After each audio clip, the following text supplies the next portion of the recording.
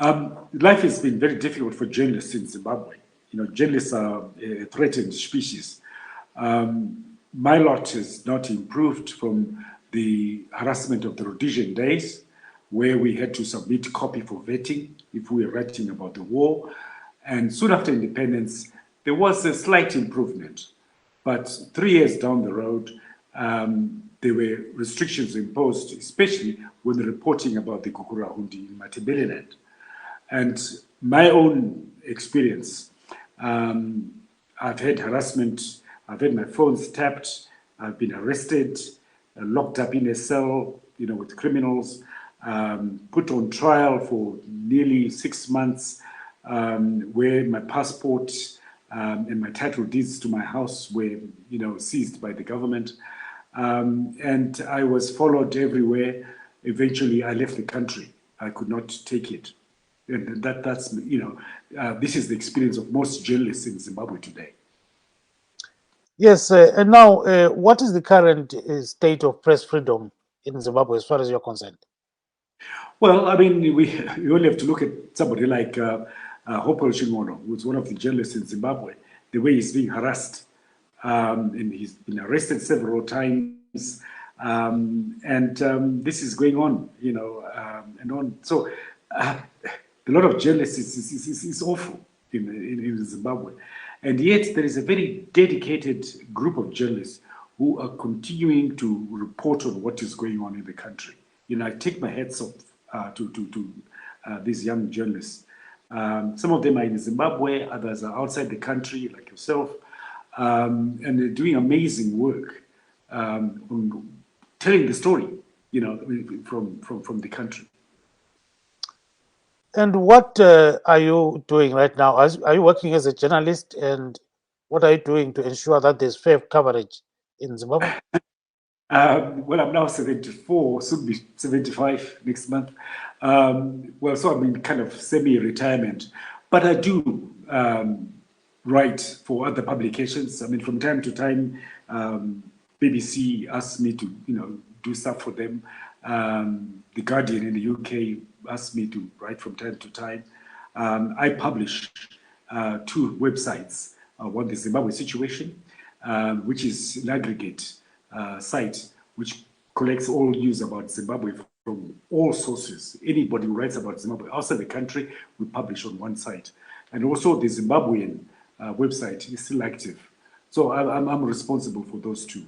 So I'm still very active, although I'm now in semi-retirement. What is your advice to journalists in Zimbabwe today? Just tell the story like it is. Don't be afraid. The world is watching. History will reward you. Don't worry about the current suffering. Things will change. We have a wonderful saying in Shona, Chisinga pere chinoshura. That which doesn't end is, I think, miraculous. That's maybe the nearest translation. That nothing remains static. Things will change, and you be the drivers of that change. And what is your advice to the government? Well, journalists are not your enemies. They are simply trying to tell the story, try to inform people, try to get Zimbabweans to make informed choices. They are not the enemy. They are not unpatriotic. Most of them love Zimbabwe more than that ZANU-PF people do. So journalists are recording history, which is going to be important for posterity. They are not your enemies. Just allow them to do their job without interference, without harassment. And what is the role of social media in all this? You belong to the old school. So now the social media, what's the role of it, I actually like social media. It's instant. As you say, I belong to the old school where we published newspapers, and it took days before the story came out, or 24 hours later. And social media is instant. If something happens, bang, immediately we know about it. So it is important, but to keep people informed. But what is going to be very careful. You've got to trust your sources. You've got to know who is reliable, because there's a lot of misinformation out there. So you've got to know who is reliable and who is not.